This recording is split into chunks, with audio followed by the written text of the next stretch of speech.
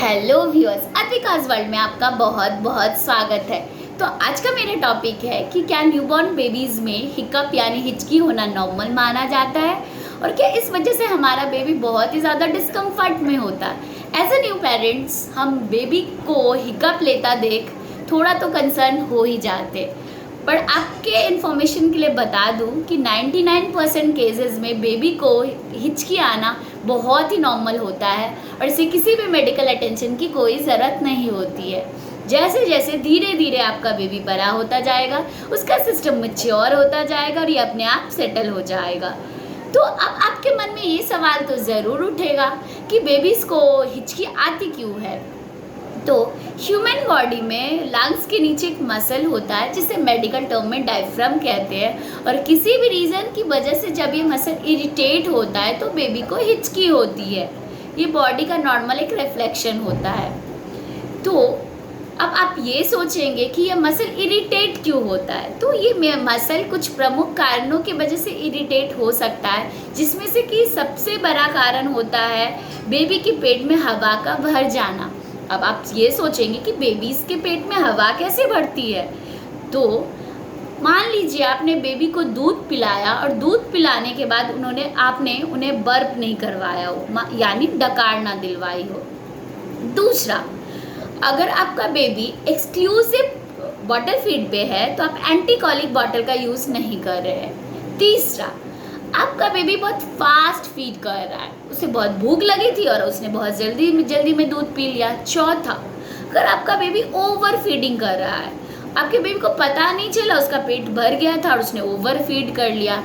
पाँचवा, अगर आपके बेबी को बॉर्न से ही अस्थमा या कोई ब्रीदिंग प्रॉब्लम है। छठा, प्रीमेच्योर बेबीज़ में ज़्यादा हिकअप होना बहुत ही नॉर्मल होता है।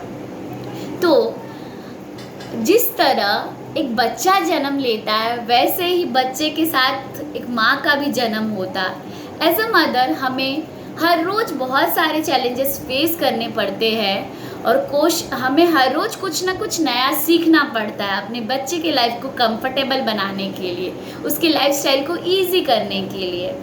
तो एज अ पेरेंट्स आप भी चाहते हैं कि आपका बच्चा हमेशा कंफर्टेबल लाइफ जिए। तो एज अ पेरेंट्स मैं आपको कुछ टिप्स दूंगी कि कैसे आप अपने बच्चे के हिकअप को कम कर सके, या जब उन्हें हिकअप हो तो कैसे आप उसे आराम दिला सके।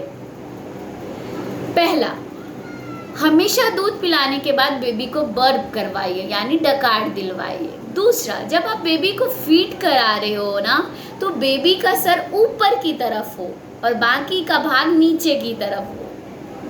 तीसरा, आप बेबी को हमेशा स्मॉल फीड करवाइए, एक साथ ज़्यादा दूध पिलाने की ज़रूरत नहीं, स्मॉल फीड स्मॉल इंटरवल पे करवाइए। चौथा, आपका बेबी अगर कंटिन्यूसली हिकअप कर रहा है तो उसे कोशिश करिए डिस्ट्रैक्ट करने की, और ये डिस्ट्रैक्ट कैसे करना है ये तो आपसे बेहतर कोई नहीं जानता होगा। पाँचवा, कोशिश करिए अपनी बेबी को यहाँ लिटा के उसके चिन को आपके कंधे के ऊपर रेस्ट करा के उसके बैक को मसाज करने की। छठा, हमेशा एक रिलैक्स्ड बेबी को फीड कराइए जबकि आपका बेबी मूडी या क्रैंकी ना हो रहा हो। तो आपको अगर याद हो तो वीडियो के शुरू में मैंने आपको कहा था कि 99% केसेस में तो इसे कोई मेडिकल अटेंशन की ज़रूरत नहीं होती है, पर एक्सेप्शनल तो है। तो 1% केसेस क्या है जिससे आपको पता चलेगा कि आपको डॉक्टर को कंसल्ट करना है इमीडिएट। तो वो पहला, अगर आपका बेबी 10 मिनट से ज़्यादा हिचकी कर रहा है। दूसरा, आपका बेबी बहुत इरिटेट हो रहा है, वो ठीक से फीड नहीं कर रहा। आपका बेबी बहुत ही एक्टिव बेबी था, अभी वो काफ़ी इरिटेट हो रहा है और फीड नहीं कर रहा। तीसरा, उसका स्लीपिंग पैटर्न था एक, वो जो फॉलो कर रहा था कंटिन्यूसली, वो बहुत बिगड़ सा गया है। चौथा, अगर आपका बेबी वॉमिट कर रहा है कंटिन्यूसली, ये सारे साइंस है जिसमें आपको इमीडिएट डॉक्टर को कंसल्ट करना है। तो आई होप आपको हिचकी से रिलेटेड जो भी न्यूबॉर्न बेबीज़ को लेके क्वेरीज था, मैंने इस वीडियो के माध्यम से उसे सॉल्व करने का कोशिश किया। आपको अगर ये वीडियो अच्छा लगता है तो उसे लाइक कीजिए और मेरे चैनल को सब्सक्राइब कीजिए, और हाँ, अपने दोस्तों के साथ शेयर करना मत भूलिएगा। Thank you.